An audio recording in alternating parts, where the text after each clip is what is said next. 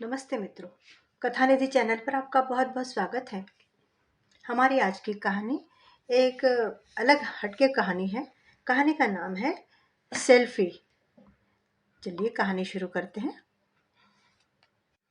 आधी रात का समय था। चारों तरफ सन्नाटा था। रॉकी अपने पलंग पे पसर के सोया हुआ था। धीरे धीरे बीच बीच में से उसके खर्राटों की आवाज बाहर के निशब्द वातावरण में जरा ज्यादा ही जोर की आती थी। अचानक ही रॉकी बेचैन हो गया। कमरे में चारों तरफ से पानी घुस आया था। देखते देखते पानी पलंग ऊपर चढ़ाया। रॉकी के नाक और मुंह में पानी जाने लग गया। अब तो ऐसा लगने लगा कि रॉकी डूब ही जाएगा। रॉकी सांस लेने के लिए हाथ पांव पटक रहा था।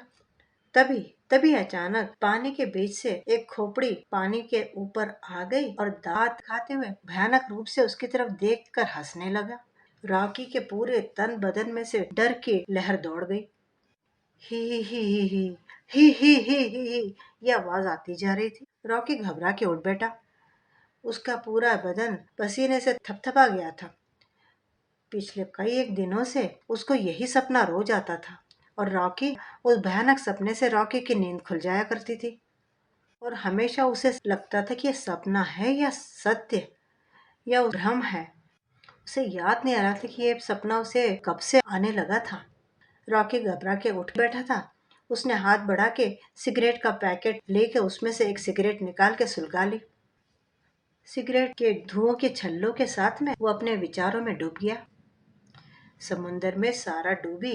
उस घटना के बाद में शायद एक महीने के बाद उसे यह सपना आने लगा था। सारा समुंदर में डूबी थी। रॉकी जोमेटो कंपनी में घर घर जाके फूड पार्सल की डिलीवरी करने वाला लड़का था।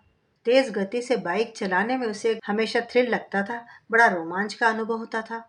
वैसे ही वो साहसी प्रवृत्ति का था। एक बार उसने यूं ही खड़े होके बाइक चला ली थी। अलग अलग स्टंट करते हुए उसने रील बना ली।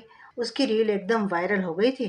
तब से उसने नए नए वीडियो बनाने की और टिकटॉक पर डालने की आदत बना ली। उसके वीडियो देख देख कर कुछ ही समय में लोग उसे रॉकी द स्टार इस नाम से पहचानने लगे। इस प्रकार के साहसिक काम करने वाले द एडवेंचर्स नाम के एक ग्रुप में वो शामिल हो गया। अनेक साहसिक कारनामों के वीडियो बना बनाकर ये ग्रुप खूब शोहरत पा चुका था। एक बार एक किले के बुर्ज पर चढ़ने का साहसिक काम करना था। उसके एक तरफ गहरी खाई थी। किला बहुत पुराना था। उसके प्लस्तर जहां तहां से उखड़ रहे थे और बुर्ज भी गिरने की स्थिति में ही था। जरा भी पांव चूकता तो माथा फूटना पक्का था। उनके ग्रुप से कोई भी ये साहसिक काम करने के लिए तैयार नहीं था। बस रॉकी और सारा नाम की एक लड़की तैयार हो गए थे। रॉकी और सारा ने एकाग्रचित्त होके बुर्ज पे चढ़ना शुरू कर दिया।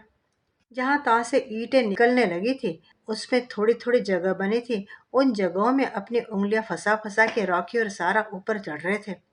नीचे खड़े उनके सभी साथी सांस रोक के उनका कारनामा देख रहे थे। देखते देखते दोनों ही बुर्ज के शिखर तक पहुंच गए। चढ़ने की वजह से और चढ़ने के टेंशन की वजह से उन दोनों के ही सीने जोर जोर से धड़क रहे थे। बुर्ज के ऊपर खड़े होकर उन दोनों ने सैल्यूट की पोज बनाई। अपना टारगेट पूरा करने की वजह से उनके चेहरे पे खुशी छलक रही थी। वहां से उन्होंने हाथ हिला हिलाकर अपने दोस्तों की तरफ बड़ी प्रसन्नता से देखा। उनके दोस्त भी उन्हें वहां पहुंचा हुआ देखकर बहुत खुश हुए और उन्होंने हर्ष ध्वनि करते हुए हाथ हिला हिलाकर तालियां बजा बजा कर उन दोनों का अभिनंदन किया। उन दोनों ने इस तरह से पोज दी कि उनके पीछे पूरा आसमान दिखाई दे रहा था। अब इस तरह से उन्होंने अपनी सेल्फी निकाली। 5 मिनट के बाद में उन्होंने बुर्ज के नीचे उतरना शुरू किया। थोड़ी देर में नीचे भी आ गए। रॉकी और सारा भी अपने आप को बड़े धन्य समझ रहे थे। इस घटना के बाद में रॉकी के मन में सारा के लिए प्यार पनपने लगा था। सारा एक होटल में रिसेप्शनिस्ट थी। उसने एक दिन बड़ी हिम्मत करके सारा को मैसेज किया, काम हो गया क्या? और फिर धड़कते दिल से वो उसके रिप्लाई का इंतजार करने लगा। सारा का तुरंत ही रिप्लाई आ गया, मेरा काम अभी निपटा है और तुम्हारा? रॉकी का अंदाजा सही निकला। शायद सारा भी उसकी तरफ से पहल का इंतजार कर रही थी। वो बहुत खुश हो गया।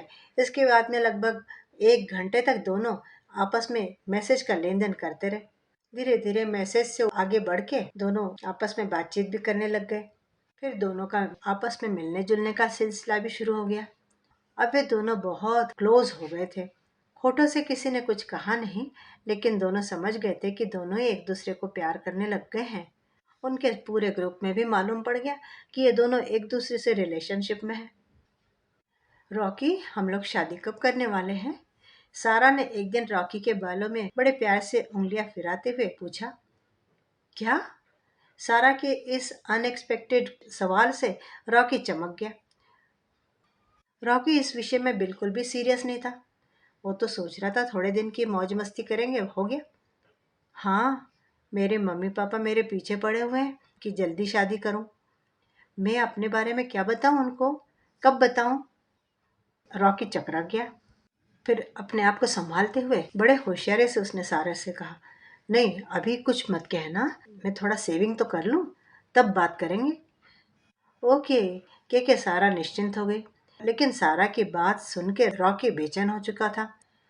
आज तो उसने बात को टाल दिया था, लेकिन जल्दी सारा दोबारा ये बात निकालेगी सही। तब वो क्या करेगा? रॉकी एक आज़ाद ख्याल नौजवान था। दिन भर फूड पार्सल की डिलीवरी करता और रात को खूब शराब पीता। बीच बीच में से द एडवेंचर्स इनके लिए रील्स बनाता और फिर आजकल सारा के साथ में मौज मस्ती करना। इसमें उसके दिन बहुत अच्छे तरह से बीत रहे थे। लेकिन सारा ने बीच में शादी का सब्जेक्ट निकाला और उसका सारा मूड ही बिगाड़ दिया। रॉकी का डर सच्चा निकला। सारा शादी के लिए उसके लगातार पीछे पड़ती रही। अब उसने साफ कह दिया था कि शादी के पहले अब वो उसे अपने शरीर पे हाथ नहीं लगाने देगी। जब भी मिलते नए नए बहाने ढूंढ के रॉकी अब थक चुका था। और तो और सारा ने अब उसे एक धमकी दे डाली थी कि अगर 1 महीने के अंदर उसने शादी का निर्णय पक्का नहीं कर लिया तो पुलिस में जाएगी और रॉकी के अगेंस्ट रेप केस दायर करवा देगी। सारा की धमकी सुन के रॉकी वास्तव में डर गया था। क्या करे? इस सोच में वो ऐसा डूबा कि उससे कामों में गलतियां होने लग गई। ऐसे ही अन्य मनस्क स्थिति में एक दिन रॉकी बांद्रा बैंड स्टैंड पर एक बड़ी चट्टान पे जाके बैठा हुआ था। आज बहुत समय के बाद में रॉकी अकेला इस तरह से बैठा हुआ था। नहीं तो आजकल हमेशा सारा उसके साथ में चिपकी रहती थी। सारा, पिस्सू कहीं की। रॉकी ने नफरत से भरकर वहीं पे थूक दिया। बरसात के दिन होने की वजह से बादल छाए हुए थे। जगह जगह चट्टानों पर प्रेमी जोड़े गले में बाहें डाल के बैठे हुए थे। सामने समुद्र अपने पूरे रुद्र अवतार में था और ऊंची ऊंची लहरें किनारे पर ला के फेंकता जा रहा था। कुछ लोग उन लहरों में भीगने का आनंद भी उठा रहे थे। अचानक रॉकी की नजर विस्मय से सामने का दृश्य देखने लगी। एक चट्टान समुद्र के थोड़े बीच में थी। उसके चारों तरफ पानी पानी था। उस चट्टान पर एक प्रेमी जोड़ा बैठा था। समुद्र की ऊंची ऊंची लहरें तेजी से आ कर चट्टान पर टकरा कर टूट रही थी और उसी तेजी से वापस लौटकर समुद्र में डूब रही थी। जब लहरें चट्टान से टकराती तो 2-3 पलों के लिए चट्टान के आसपास पानी का एक ऊंचा सा पर्दा बन जाता और चट्टान और उस पर बैठा हुआ प्रेमी जोड़ा भी 2-3 पलों के लिए उस पर्दे के पीछे अदृश्य हो जाता। पूरी तरह से भीगा हुआ वो प्रेमी युगल उत्तेजनावश जोर जोर से चिल्लाकर हंसते जा रहा था। रॉकी कितनी देर तक अपलक उस दृश्य को देखता बैठा रहा। धीरे धीरे अंधेरा छाने लगा। देखते देखते समुद्र के किनारे लोगों की भीड़ बढ़ती जा रही थी। बैंड स्टैंड के उस समुद्र किनारे पर हर चट्टान पे एक न एक युगल दिखाई दे रहा था। रॉकी उठ के खड़ा हो गया, अपनी बाइक पर बैठ गया।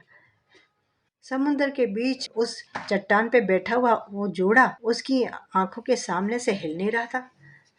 अपने कमरे पे आने के बाद में रॉकी ने सारा को फोन लगाया। हेलो सारा। सारा ने फोन कट कर दिया।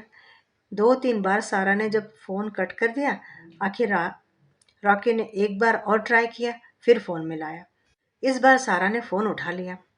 जरा जल्दी बोलो रॉकी, मैं बहुत काम में हूँ, सारा ने बड़े रुखाई से कहा। रॉकी शादी की बात टालने लगा है, ये सारा समझ गई थी और ये भी समझ गई थी कि उसे शादी की जिम्मेदारी नहीं चाहिए, बस वो उसके साथ में टाइम पास कर रहा है, ये भी समझ गई थी। घर में उसके माता पिता उसके पीछे शादी करने के लिए जोर डाल रहे थे और दूसरी तरफ रॉकी इस तरह से उसको टालता जा रहा था, इसलिए वो बड़ी परेशान हो गई थी। हेलो हेलो सोना, सुनो। रॉकी का मीठा स्वर सुनते ही सारा के मन में आशा पल्लवित होने लगी। भी उसने रूखाई से ही कहा, जल्दी बोल, मैं काम में हूँ, बताया ना तुम्हें। सारा का रूखाई से बोलना रॉकी में गुस्सा जगा रहा था, लेकिन उसे अपना गुस्सा दिखाकर चलने वाला नहीं था। उसने अपना गुस्सा छुपाकर बड़ी मधुरता से बोला, सारा मेरी जान, मुझे तुमसे अपनी शादी के बारे में बात करनी है। अपनी शादी के बारे में? अपने को रॉकी का खूब गुस्सा आया है ये दिखाना भूल के सारा खुशी से चिल्ला पड़ी। उसकी आवाज में खुशी थी, उत्साह भी था और उत्सुकता भी थी।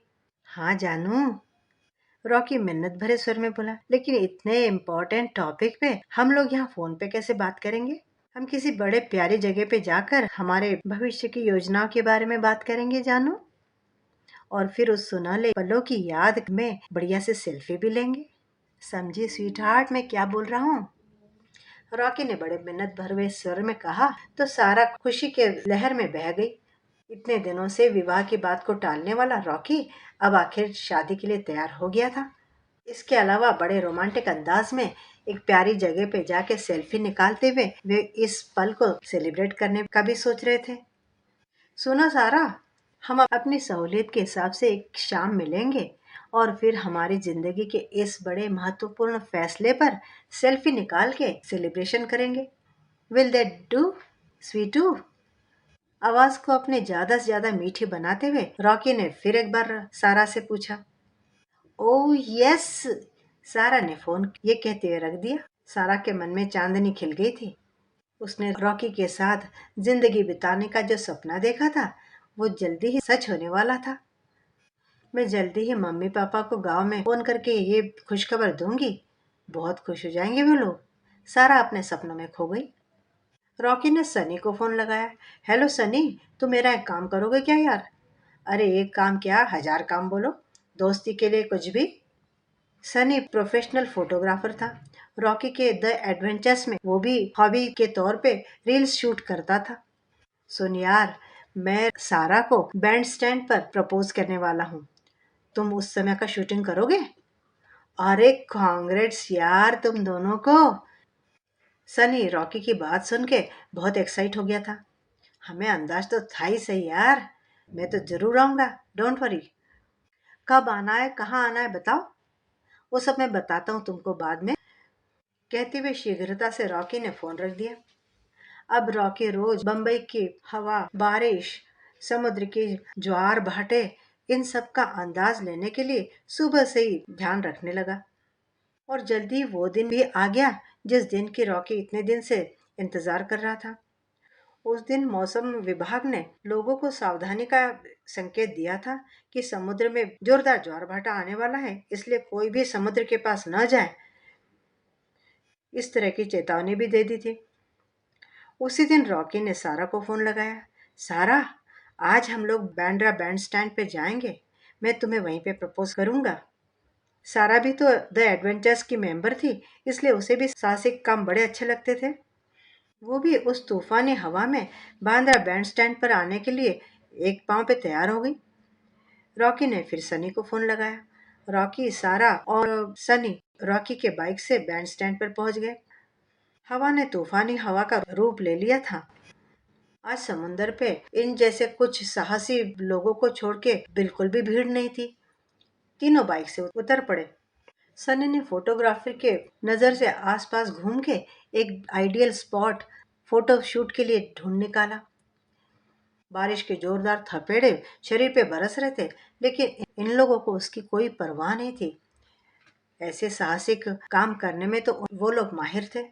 जैसे सनी ने इशारा किया, रॉकी ने अपने जेब से एक छोटी सी डिबिया निकाली, उसमें से एक चांदी की अंगूठी अपने सीधे हाथ की उंगलियों में पकड़ ली और फिर सारा के सामने वो घुटनों पर बैठ गया और वो अंगूठी उसने सारा के सामने पकड़ी और बोला, विल यू मैरी मी सारा? सारा के गालों पे गुलाब खिल गए सुनकर। जिस सुनहरे पल का सारा लंबे समय से इंतजार कर रही थी, बेसब्री से इंतजार कर रही थी, आखिर उसका वह सुनहरा सपना सच हो रहा था। सारा का अंग अंग उसकी खुशी में खिलाया था और सनी का कैमरा उन अनमोल पलों को कैद किए जा रहा था। फिर उनका सेल्फी सेशन शुरू हो गया। रॉकी और सारा ने सूर्य को साक्षी रखते हुए एक दूसरे से चिपक के सेल्फीज ली। फिर अचानक ही रॉकी ने सारा से कहा, सारा वो देखो समुद्र के थोड़े आगे जो चट्टान दिख रही है ना, जिसके ऊपर बड़ी बड़ी लहरें आके फूट रही है, हम उस चट्टान पे जाके अपना सेल्फी लेंगे। सारा और सनी तो उस चट्टान को देख के ऐसे उत्तेजित हो गए, वाह क्या एक्साइटिंग स्पॉट है। फिर छोटी बड़ी चट्टानों पे हाथों में हाथ डाले सारा और रॉकी समुद्र के थोड़े आगे अंदर जो चट्टान थी उसकी तरफ बढ़ चले। बरसात तूफान का रूप ले चुकी थी और उनके पाँव को बार बार पीछे धकेल रही थी। जैसे तैसे करके वो जाकर उस चट्टान पे बैठ गए। सारा के चेहरे से खुशी बरस रही थी। वो रॉकी से चिपक के वहां बैठ गई। तभी पीछे से एक जोरदार लहर आई और आके चट्टान पे फूटी और इन दोनों को पूरी तरह से सराबोर कर दिया। सनी का कैमरा सारा और रॉकी और प्रकृति का तांडव शूट किए जा रहा था। तभी एक दूसरी बड़ी भारी लहर आकर चट्टान पे टकराई। पानी खूब ऊंचे तक उछला। सारा और रॉकी के आसपास पानी का पर्दा सा तैयार हो गया और सारा जो रॉकी के सहारे से खड़ी होकर एक सेल्फी ले रही थी पानी में गिर गई। गिरी नहीं, बल्कि रॉकी ने उसे धक्का दे दिया था। सारा पानी में गिर गई और देखते देखते बड़ी सी लहर के साथ में बहती बहती समुद्र के बीच में चली गई। रॉकी! और एक बड़ी सी लहर उसको ले लेने लग गई। सारा रॉकी को देखकर जोर जोर से बचाने के लिए चिल्ला रही थी, रॉकी रॉकी मुझे बचाओ। और उसके साथ ही उसके चेहरे पर भय और अविश्वास साफ साफ दिखाई दे रहे थे। कुछ पलों की बात सारा थी या नहीं ये भी मालूम नहीं पड़ रहा था। समुद्र उसे लील गया था और उन दो चार पलों में ही जब पानी का पर्दा उस चट्टान से दूर हुआ तो सनी ने देखा कि रॉकी तो अकेला ही उस चट्टान पर बैठा हुआ है। सारा दिख नहीं रही थी। तो सारा गई कहाँ? उसे तो तैरना भी नहीं आता और रॉकी ऐसे सुन्न होकर क्यों बैठा हुआ दिख रहा है? कहीं सारा का कुछ। सनी ने रॉकी को आवाज देना शुरू किया, पर समुद्र के लहरों की गर्जना में उसकी आवाजें रॉकी तक शायद पहुंच नहीं रही थी। सनी ने सोचा कि समुद्र में उस चट्टान तक उसे जाना ही पड़ेगा। अपना कैमरा संभालते हुए जैसे तैसे करके रॉकी तक पहुंचा। रॉकी उदास और गमगीन होकर उस चट्टान पे निश्चल बैठा हुआ था। रॉकी! रॉकी! सनी ने रॉकी को जोर जोर से हिलाया। तब रॉकी की अजनबी सी नजर सनी की तरफ मुड़ी। सारा! सारा कहाँ है? सारा! सारा गई। रॉकी समुद्र की तरफ उंगली करके बोल रहा था। अरे गई? ऐसे कैसे गई? कहाँ गई? हाँ?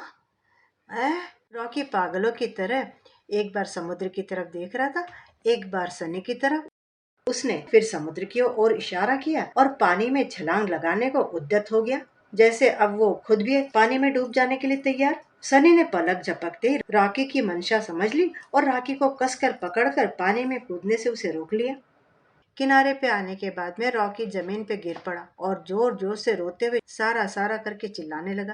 किनारे पे कुछ एक लोग थे। वे रॉकी और सनी के पास आके खड़े हो गए और पूछने लगे कि हुआ क्या है।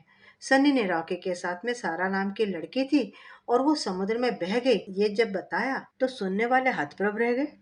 फिर उनमें से कुछ लोगों ने कहा कि पुलिस स्टेशन में जाके एफआईआर दर्ज करवाना जरूरी है। शायद पुलिस विभाग से सारा को ढूंढने के लिए कुछ कोशिश की जाएगी। सनी ने रॉकी को किसी तरह से हाथ का सहारा देके उठाया और वे दोनों पुलिस स्टेशन गए। रॉकी अपना शरीर का सारा भार सनी के कंधे पे डालते हुए धीरे धीरे चल रहा था। उसके चेहरे पर गमगीन भाव साफ दिख रहे थे, लेकिन मन ही मन वो खुद की पीठ ठोक रहा था। क्या एक्टिंग की है मैंने? सारा को पानी में ढकेल भी दिया और खुद को ऐसा धक्का लगा, ये नाटक कर रहा हूँ मैं। सिनेमा में ट्राई करने के लिए हरकत नहीं है मुझे। कर सकता हूँ सिनेमा में काम। पुलिस स्टेशन में इंस्पेक्टर पवार अपने मातहतों को कुछ सूचना दे रहे थे। रॉकी को पकड़ के सनी पुलिस स्टेशन में आया और दोनों वहां बेंच पर बैठ गए। क्या बात है? सनी ने रॉकी की तरफ देखा। जब रॉकी कुछ नहीं बोला तो हवालदार चिढ़ गए। उन्होंने सनी को डांटते हुए पूछा, अरे क्या बात है, कोई कंप्लेंट लेकर आए हो क्या? पुलिस विभाग में पहले ही कामों का बहुत बर्डन था, ऊपर से एक और नया कंप्लेंट आ गई और मौसम भी खराब था। ऐसे मौसम में काम करना पुलिस के लिए वाकई बहुत बड़ी चुनौती हुआ करती थी। साहब, ये मेरा दोस्त है रॉकी। इसकी गर्लफ्रेंड सारा नाम की लड़की वो समुद्र में बह गई। सनी ने एक ही सांस में एकदम से कह दिया। क्या? क्या बोले? इंस्पेक्टर पवार एकदम उनकी तरफ मुड़ते हुए बोले। साहब, इसकी गर्लफ्रेंड सारा समुद्र में बह गई। इंस्पेक्टर पवार ने सनी का वाक्य पूरा होने से पहले रॉकी के कान पे जोरदार चाटा जमा दिया। रॉकी गिरने गिरने को हुआ।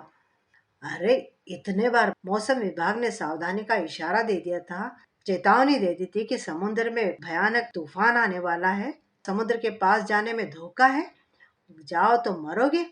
इसके बावजूद तुम लोग वहां गए। इंस्पेक्टर पवार जोर जोर से गरज रहे थे। साहब, ये रॉकी और इसकी गर्लफ्रेंड सारा दोनों टिकटॉक पर रील्स डालते हैं। उनकी रील्स हमेशा वायरल होती है। आज रॉकी सारा को प्रपोज करने वाला था, इसलिए हम लोग समुद्र पे गए थे। मैं उनका वीडियो बना रहा था। सनी ने धीरज के साथ में थोड़ा और आगे बढ़ के बताया। इंस्पेक्टर पवार ने उसके गाल पे भी एक जोर का चाटा रसीद किया।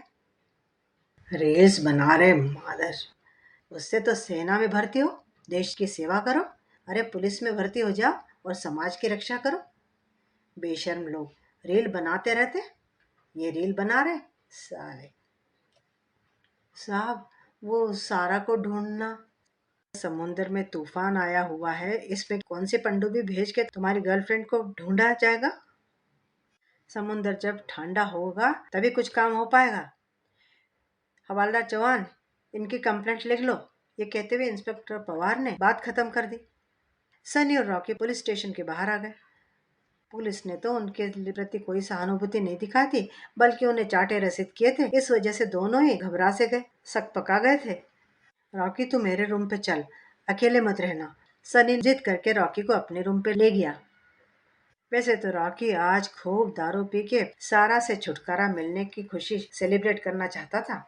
अब तक तो सारा समुद्र में बह भी गई होगी, ये खबर द एडवेंचर्स में फैल चुकी थी। रॉकी को उसके सारे दोस्त फोन पर फोन किए जा रहे थे और वही वही बात बता के रॉकी बहुत त्रस्त हो चुका था, लेकिन बताना तो जरूरी था। शीलू सारा की बेस्ट फ्रेंड थी।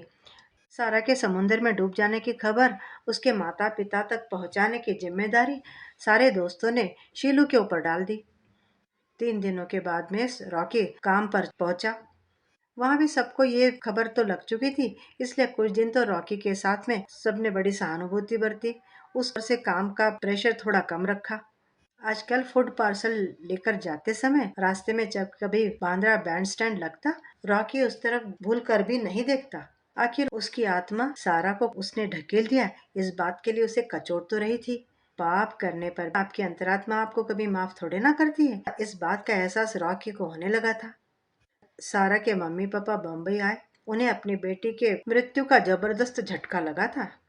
हम लोग सारा से शादी कर कह रहे थे, उसके शादी के ख्वाब देख रहे थे, लेकिन क्या, सारा के मम्मी पापा का आक्रोश देखा नहीं जा रहा था, सुना नहीं जा रहा था। सनी के पास से उन्होंने वीडियो और फोटो देखे। रॉकी अपना जमाई होने वाला था, ये तो उन्हें मालूम पड़ा, लेकिन अब उस सब का क्या फायदा था। वे अपने गांव लौट गए। सारा की बॉडी उस तूफानी समुद्र में मिलना संभव ही नहीं था। धीरे धीरे रॉकी अपने रोज के रूटीन पर आने लगा। रोज के पार्सल की डिलीवरी, रात को शराब, और फिर अचानक ही एक दिन उसे वो भयानक सपना आना शुरू हो गया। कमरे में पानी पानी की लहरें घुसती जा रही है, नाक मुंह में पानी जाकर सांस रुकती जा रही है, और अचानक ही पानी में से खोपड़ी बाहर आकर और दांत दिखाते हुए ही करके हंसने लगती।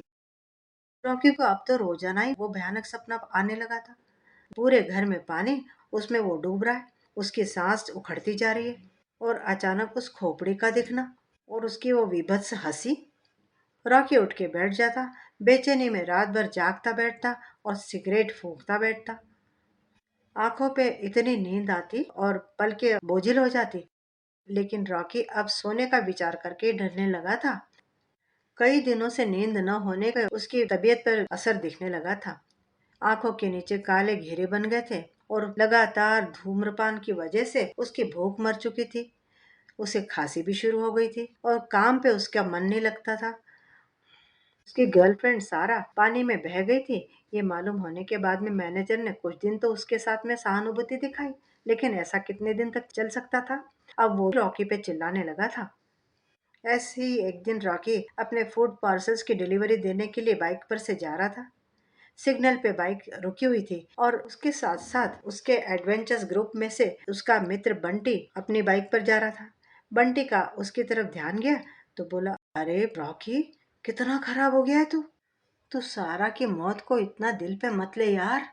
सारा की जिंदगी उतनी थी, इसलिए वो बह गई। देखना, तू उसके पास में बैठा हुआ था लेकिन तुझे कुछ नहीं हुआ ना। जिसकी जितनी जिंदगी उतना ही वो जी सकता है। अब तो इस बात को मन से निकाल दे यार। रॉकी खिन्नता से मुस्कुराया। वो थोड़ी बता सकता था कि सारा को उसने खुद ही पानी में ढकेला है। तभी सिग्नल शुरू हो गया। बंटी आगे जाते जाते चिल्लाया, रॉकी, मंगलवार को सुबह 7 बजे टारगेट है, तू बाणेश्वर पे आ जाना। ये कहते हुए बंटी आगे सर्र से निकल गया। रॉकी रात को रूम पर आया। नींद तो आने वाली नहीं थी। उसने फिर सिगरेट जला ली और उस सोच में डूब गया। फिर से एडवेंचर्स में काम करना शुरू कर देना चाहिए। उसके मन में भी ये बात आ रही। फिर से दोस्त मिलेंगे पुराने, जरा आसपास का माहौल बदलेगा। और शायद हो सकता है कि दिमाग में हमेशा सारा तारा की बातें चलती रहने की वजह से आजकल मुझे वो भयानक सपना आता है। मन में उसने तय कर लिया, चाहे कुछ हो जाए, इस बार फिर अब टारगेट पूरा करने के लिए जाना ही है। उस नए विचार से ही रॉकी को बड़ा अच्छा लगा। उसने एक और सिगरेट सुलगा ली और मंगलवार पे होने वाले टारगेट के बारे में सोचने लगा। मंगलवार को बाणेश्वरी के पास में वो लोग सब जमा हो गए। बाणेश्वरी पे बहुत बड़ा झरना बहुत ऊंचाई से गिरता है। बंटी, सनी, मिट्ठू, फ्रेंडी, सूजी और एक और नई लड़की उनके ग्रुप में शामिल हो गई थी। रॉकी को देख के सबने खुशी में उसको वेलकम किया। रॉकी, रॉकी, सब चिल्लाए। सारा का टॉपिक किसी ने भी नहीं निकाला। इस वजह से रॉकी उस दिन बड़े रिलैक्स मूड में था। आज का उनका टास्क भी बड़ा रिस्की था। झरने के एकदम ऊपर कोने पर, जहाँ से झरने का पानी नीचे गिर रहा था, उस टॉप पर जाना था। सभी बड़े उत्साह में थे। आज सबसे पहले मिट्ठू झरने के शिखर पे जा पहुंचा था। सबने तालियां बजा के उसका स्वागत किया। वो नई लड़की जो उनके ग्रुप में आई थी, उसकी भी शायद अच्छी तैयारी थी।